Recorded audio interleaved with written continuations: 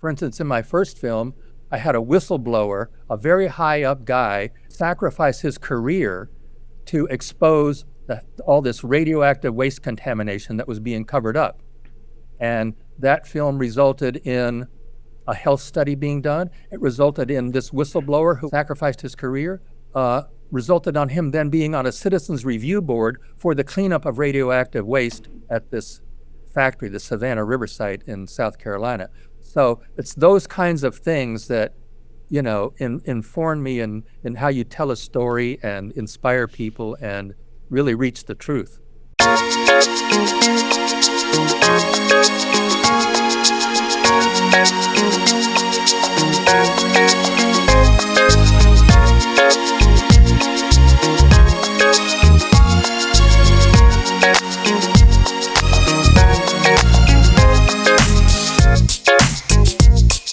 Hello and welcome to Artists Unveiled, a podcast where career creatives shed light on their journeys and give you insights and unique perspectives. I'm Holiday, your host, and today on the show we are talking to Mark Mori. He is an Academy Award-nominated, Emmy Award-winning documentary filmmaker, television producer, and president of Single Spark Pictures. He's produced, written, and directed incredible and illustrious projects, and today he's giving us a window into his world and talks about his most current and provocative project, Baristas versus Billionaires.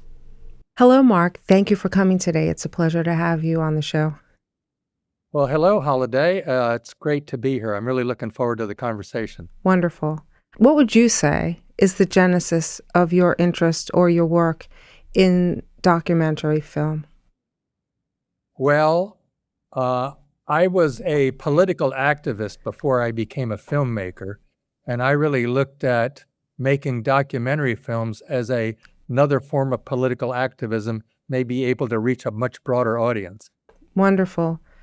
Now, your, activism, was that sparked by something, in particular? Yeah. And you were working also as a steelworker. Did that have any connectivity? Oh, of course, yes. I mean, this was all sparked by the Vietnam War. Yes. I was an activist in the anti-Vietnam War movement, and I came to the conclusion that real change in this country had to be made by the average daily working people. So I went to work in a steel mill with that in mind. Ooh. And what did that feel like for you? Whoa, I love that. Well, I mean, it was great. I worked in the steel mill for 5 years in Atlanta, Georgia. I actually, and I was very active there, not just in the union, but in a lot of political causes like police brutality, police murder, U.S. invading other countries, all of that sort of thing. And I was elected to a position in the union there. I was a teller. That's a person who counts votes in the union election. And that was really a very rich experience for me and really had a lot to do with why I made this film about the Starbucks union drive. Right. Is there connectivity between Baristas versus Billionaires and other films that you've made for you? Well, the connection would be, I try to make films about social issues that really cut away the BS and deliver the truth, but also give an inspiring, forward-looking message to people to get them activated. And how did you come to put the group of people together who are working with you or have worked with you on this film? Well, that's a good question. I have been in the film business now since about 1985, I think. And so I've developed a lot of friends in the film business. I called on people I know. My producing partner was someone who helped me on my first film, Building Bombs, that received an Academy Award nomination about a nuclear weapons factory. And I just called on friends who I knew in the business. Alec Baldwin had become a good friend of mine. We have worked together on several series, and he enthusiastically joined from the beginning. So, I think we ended up with something like 200 years of experience on the people that I brought together. 2 Academy Awards, 10 Academy Award nominations, 1 Grammy Award, 2 Grammy nominations. And all of these people donated their services because they believed in the importance of the message of this film. And obviously the message of the film is in the film, but what are the messages in the film that are closest to your heart? Well, the message that's closest to my heart is you have young people in their 20s who are taking matters into their own hands and standing up to one of the largest, most powerful corporations in the world, Starbucks, and they just started organizing at a single store, and the movement quickly spread to now it's 700 stores that are unionized.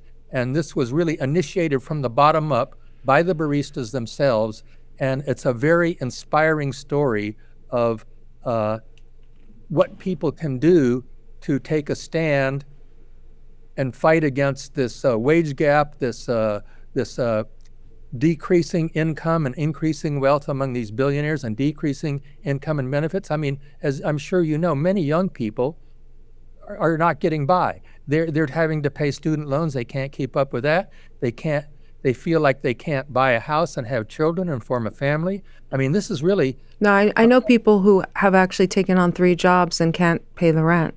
3 jobs, Right. you know? They're practically working 24 hours a day. Yeah, and Starbucks had this reputation of being a good employer. True. Of having benefits. You could go to college while working at Starbucks. But from what the baristas told me, all of this changed during COVID. And of course, part of what happened during COVID was they forced a lot of smaller coffee shops to close, but yet the big ones like Starbucks basically took over all that business. And their profits just went way up, and the baristas were not making much money. They were having their benefits cut. They just were treated very badly by Starbucks management. And what have you learned during the process of making this film? Well, I've learned how strong and inspirational these young people are. I mean, these are the children and grandchildren of the steel workers, the foundry workers, the factory workers who lost their jobs in the 80s and 90s and 2000s because all these jobs were shipped over to China and other places where they could pay much less money. And these people lost their pensions, lost their living. There was a great increase in suicide and drug abuse, which is still true among young people today because of this situation. So this I call this the revenge of the Rust Belt, is what these baristas That's great. are showing. What specific takeaways do you think that people may get from watching this wonderful film? Well, I think they can take away hope and inspiration that people can get organized and do something. These baristas are showing one way. They're organizing their union from the bottom up. They're showing great courage and strength. This is always what happens. The young people are the ones that rise up and take the lead. I saw that during the anti-war movement, the anti-Vietnam War movement, and it looked like a repeat of that to me. And also, I have studied labor history, and I looked at this when I first was looking at this 4 years ago, before I started the film. I saw that this was the beginning of a new labor movement, such as happened in the 1930s, which is basically what organized the middle class in this country, was the strength of unions. You know, this is something that's clearly necessary, and to shine a light not only in what has actually happened in real time, but showing people how they can participate in what we have named a democracy is something that's so incredibly important.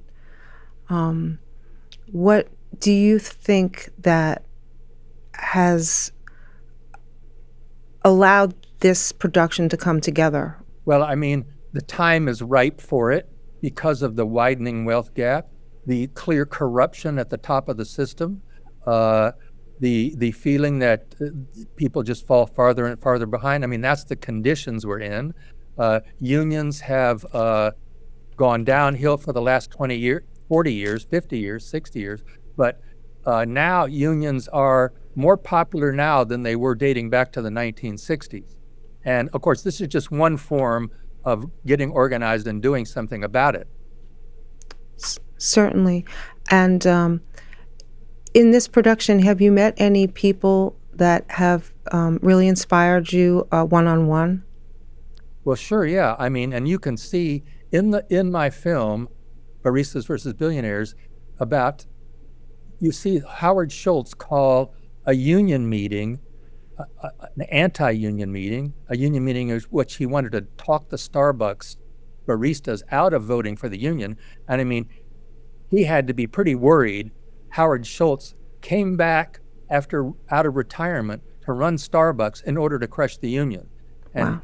he comes all the way to Buffalo, and he brings 100 corporate level managers to Starbucks, more than baristas in Buffalo. They brought all these corporate managers who invaded all the stores, were looking over everybody's shoulder, scaring people, spying on them, coercing them, trying to talk them out of joining the union. And it all culminates in this meeting that Howard Schultz called to try to give a speech. And in that meeting, 19-year-old Gianna Reeve, who I met and who is going to appear at our screening in New York City on August 19th, she was 19 years old, and she stood up to Howard Schultz in that meeting and called him out. And this was really the turning point of the whole campaign. Then a lot of the baristas who were, say, on the fence realized how serious she was and how much she believed in the union, and that inspired them, and that set off this wildfire that resulted in this movement spreading all over the country. Is there anything in your other work that has informed you in terms of making this new production? Well, yes. I mean, I learned storytelling, in a way that people confront problems and overcome them and provide inspiration to people. For instance, in my first film, I had a whistleblower, a very high up guy, sacrifice his career to expose all this radioactive waste contamination that was being covered up. And that film resulted in a health study being done. It resulted in this whistleblower who was fired, quit his job, sacrificed his career, resulted on him then being on a citizens review board for the cleanup of radioactive waste at this factory, the Savannah River site in South Carolina. So it's those kinds of things that, inform me in how you tell a story and inspire people and really reach the truth. What do you feel that you've learned from making this film in terms of what you want to do in the future? Well, what I want to do in the future is facilitate and inspire and ignite social change. I mean, that's what I've always been about with these films. I mean, it's what I've been about since I was about, 19 years old. So, this film is another step in that direction. And it's, now the film is out there. It's doing well. It's won awards. We're now it's now qualified to be submitted for Academy Award nomination. So we're launching a campaign to get the film nominated. So, because then obviously that will spread the word and viewership of the film and people taking action much more broadly. It seems like the times are primed for something like this, but also you've spent a lot of time in your life devoted to your belief system and upholding civil liberties and, being curious and brave. If other people were interested in doing documentary work, what would you suggest they make sure to do? Well, I mean, it's much easier to make documentaries now than when I started out. When I started out, you had to shoot on film. That was expensive. Now a person can shoot a film on their iPhone and edit it on their laptop computer. Now, but anybody can do that, but the real key is to really be able to find a good story that is untold or which you have a unique perspective on, and be able to, and it's a team effort. Films are not usually made just by one person. So you try to bring together other like-minded people who you can work with and share a vision of what you're trying to accomplish. And, if you do that, you can go far.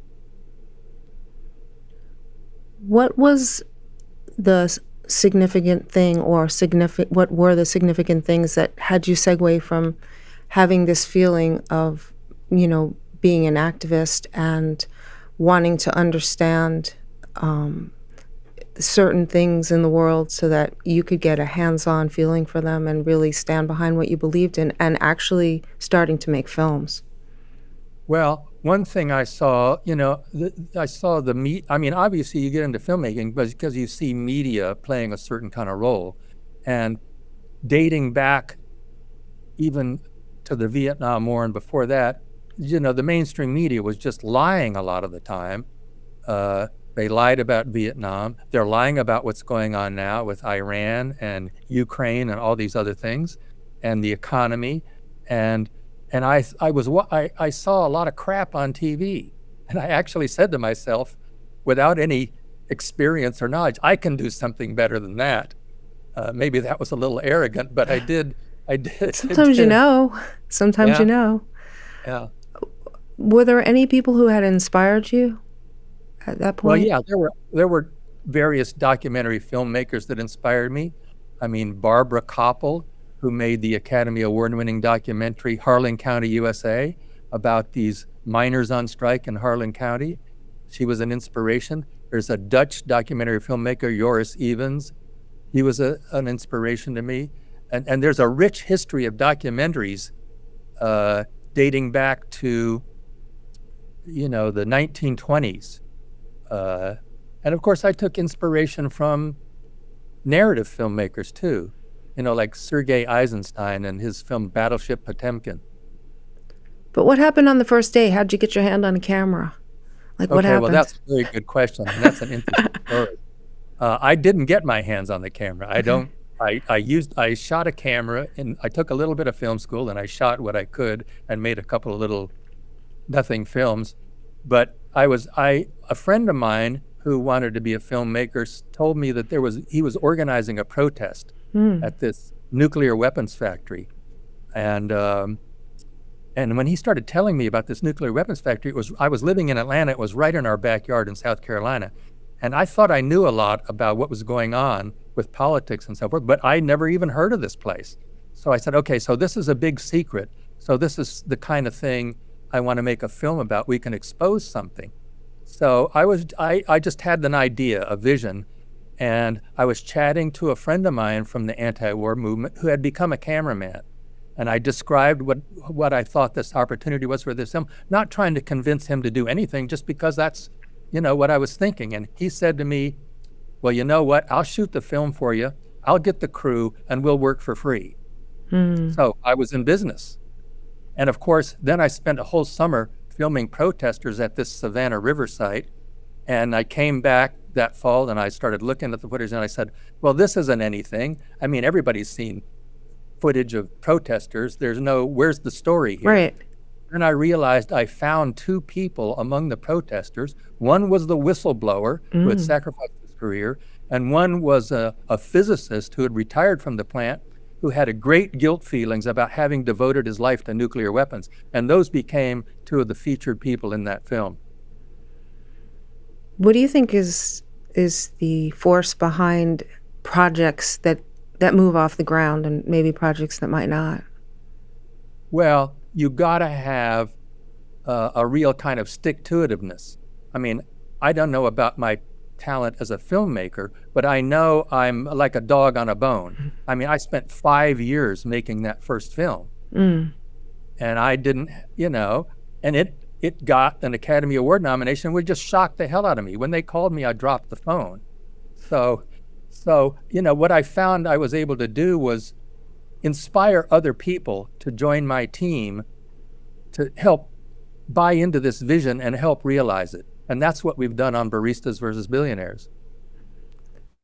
We have a lot of doc filmmakers on our Demi app, and what advice would you give to them for, you know, getting the support behind their projects that they might need? Well, funding may be the most difficult and time-consuming part of independent documentary filmmaking. But what you do, you kind of build it, ratchet it up step by step. You try to go out and basically for no money or little money, or maybe you can convince somebody to give you a few $1,000s, you go out and make like a little sample reel, however many minutes. And you can, people need to see something, right? And so if you could, like I have a friend who was a producer and writer on this film who's now making his own film. And this is exactly what he did. He got a little 5-minute reel together and he shot more interviews, and now he's doing like a 30-minute reel. And so he's building up, in the process of making the film, he's creating these reels as a fundraising tool. Because when you can show people what you're doing and how it can work on film, that's the best thing that will convince them. Maybe what you do is you make a little short film and you put it on YouTube, or, making a film is a creative process, but creativity goes into funding and how you actually pull the thing together. It's not just, how do you tell the story? It's just as important to use creativity in your building a team, building a conception, how you get from A to B to C to finishing the film. And how do festivals come into play? Well, I think festivals are not necessarily as important as they used to be. There's a proliferation of many festivals.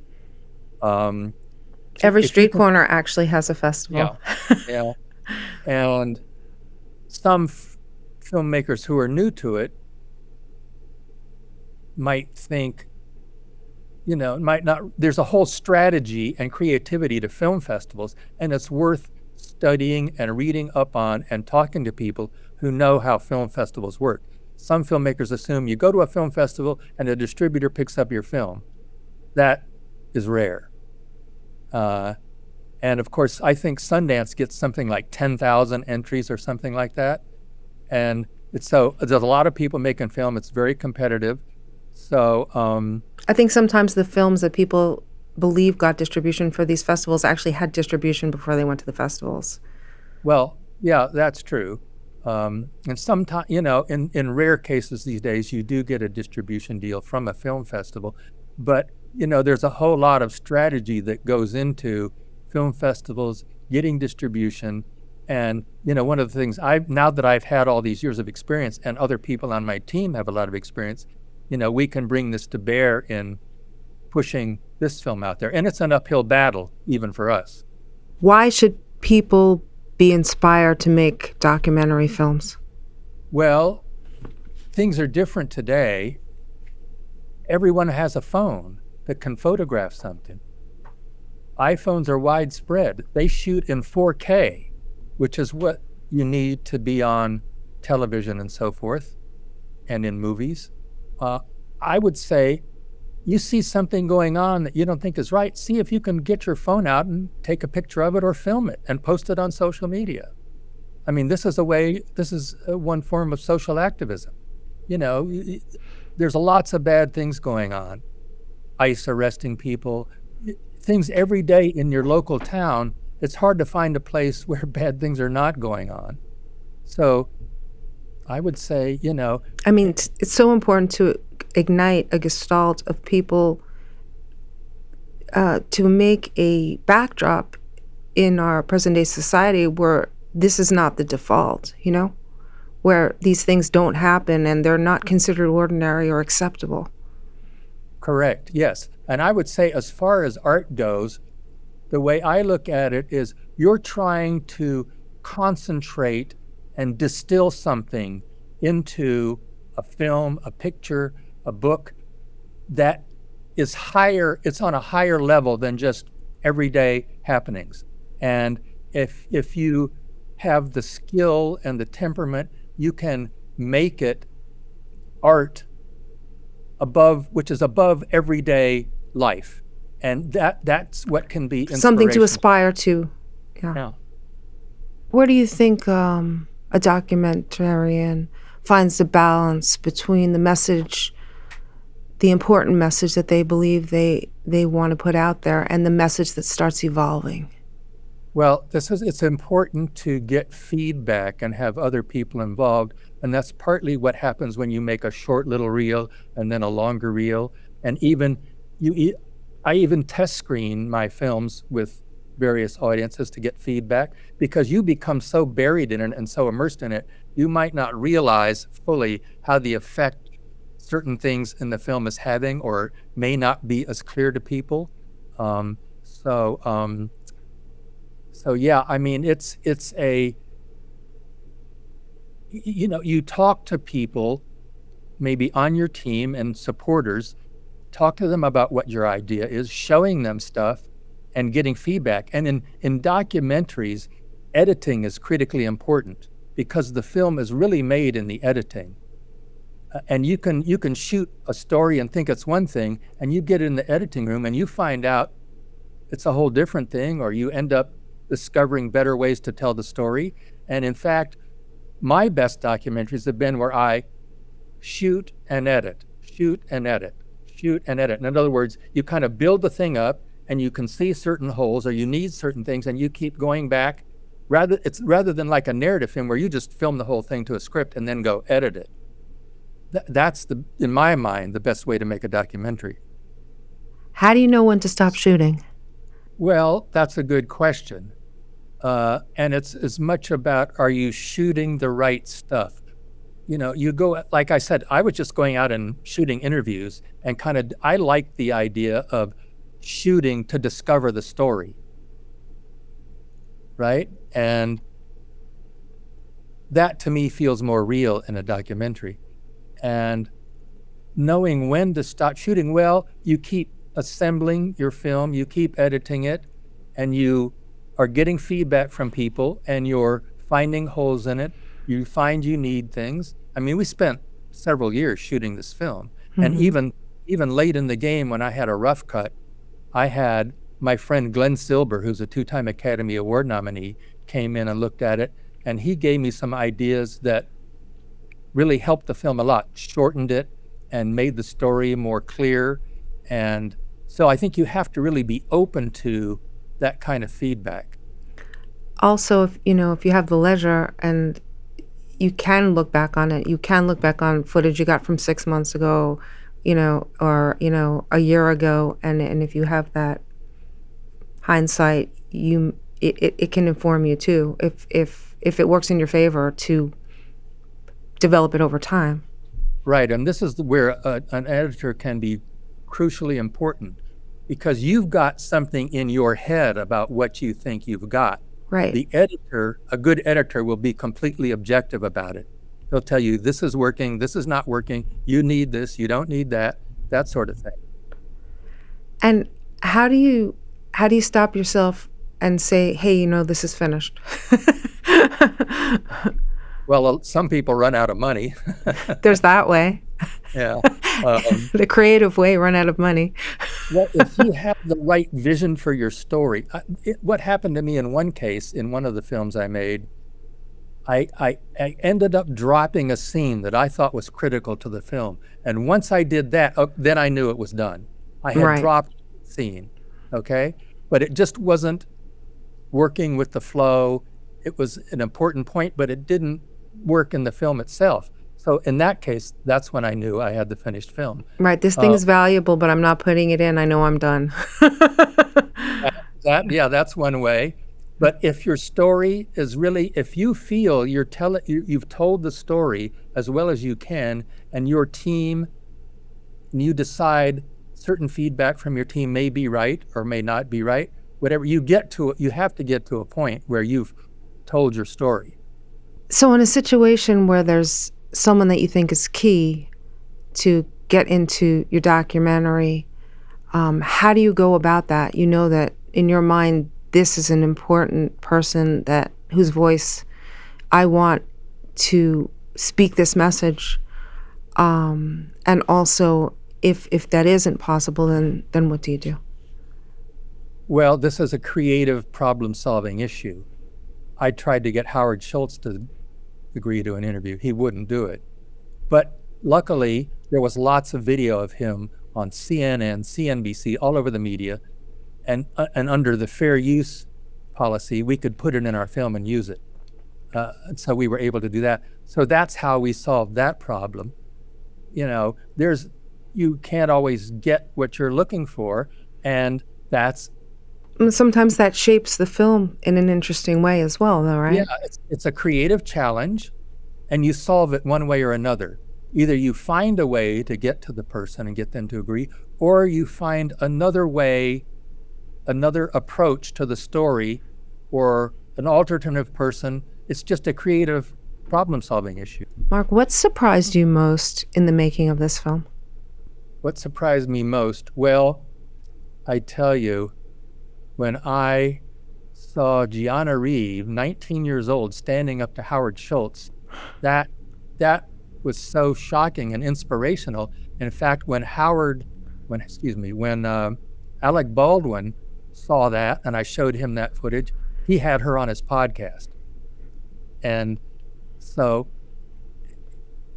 just her courage, you know, think about it, a 19-year-old girl, should I say, woman, standing up to somebody perceived as powerful as Howard Schultz, who just gave this long speech on the history of Starbucks and how great Starbucks was, to have the courage to stand up to him. I mean, I don't know if it was, I don't know, it's the moment that really stands out to me. Were there any other exceptional moments during the creation of Baristas versus Billionaires that are highlighted to you? Well, it's similar to my first film in this kind of a way, because I got a friend of mine, and he agreed to shoot the film for me, and we'd just be partners. We didn't have any money at that point, so we just started interviewing baristas. And we discovered that the whole thing started in Buffalo. So once we went to Buffalo and started filming the interviews with baristas that had started this whole thing, and then I saw this video on the Starbucks website of that anti-union meeting that Schultz had. And he goes so far as to compare baristas with Holocaust survivors. And that was shocking to me. And when I saw that and realized that I could download this video from his website, I knew between the baristas I was interviewing and using clips from that anti-union meeting in which Howard Schultz showed just how completely out of touch he was with people. And in fact, he became the thing that motivated the union, exactly to the opposite of what he was trying to do. So when I had those elements in place, I realized I could really build a good film around this. And you have different kind of people who came in to support this film. What do you attribute their decision to rally behind this to? Well, I think a lot of people realize we're in trouble, which is not acknowledged in the mainstream media, but which millions and millions of people, I'm sure the vast majority of people in this country, know we're in big trouble. And, the leaders are pretending like everything's fine. So I think in response to that, in response to how inspirational these baristas are, I was able to get people like Alec Baldwin, Susan Sarandon, other people to join this and just donate their services. And how do we look out for this film in its future? Well, it will be streaming at some point. Right now, you can go to kinema.com, that's with a K, and you can organize a community screening through kinema.com. You can get in touch with us to screen the film. It's going to be at the Sayville Film Festival in Sayville, New York on August 13th, the opening night of the film festival. It's going to be in Rosendale, New York at the theater there for one night on September 24th. It's going to be in Rochester, New York at the Eastman Museum Friday, September 18th as part of their labor series. And people can check our website, baristas-billionaires.com, to see where it's screening and to get in touch with us. And anybody can schedule a screening either through kinema.com or getting in touch with us. And later it'll be available streaming. What are your highest hopes for this film, Baristas versus Billionaires? Well, my hope is that it gets an Academy Award nomination, not because I'm looking for glory, but because that puts it out there in a way that a lot of people will notice and gives us strength for when we may be attacked by Starbucks. And right now, Starbucks is ignoring it. They don't want to pretend it's not there. What advice do you give to anyone who believes in something that wants to stand up for something and have their voice heard? Well, there's lots of things people talk to your neighbors, talk to people on social media, get discussion and debate going.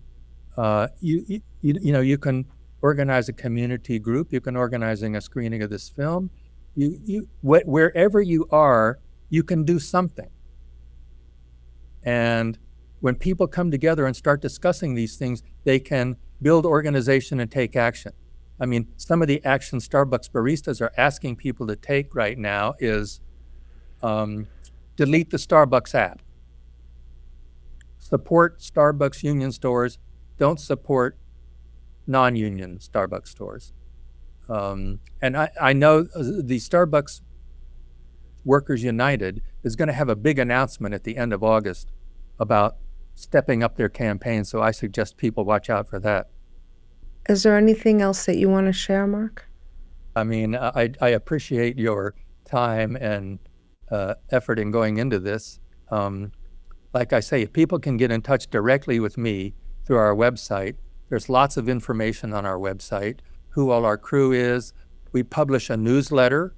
If people want to know what's going on with the baristas in the film, they can sign up for our newsletter, and you get a free digital poster on the website from that. We're going to be having merchandise coming out pretty soon, probably T-shirts.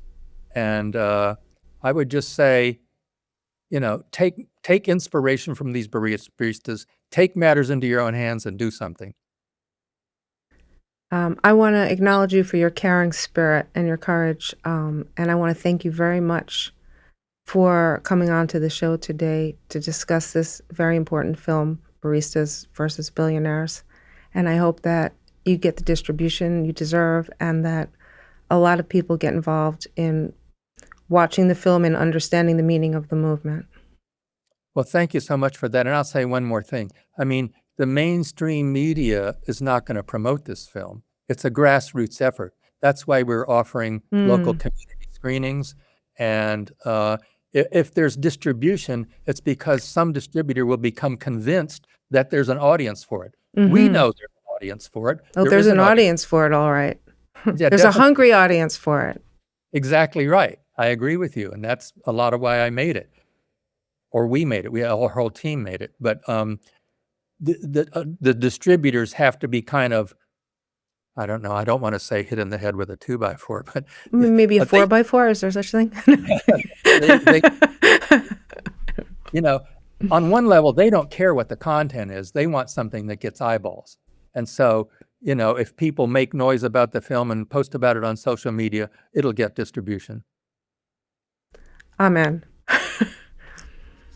Thank you so much, Holiday. I really appreciate it. No, thank you. Thanks so much for stopping by. I hope you enjoyed this episode of Artists Unveiled. Please check us out on Instagram at dimi.app.og, that's dimi.app.og, and on our website at godimi.com.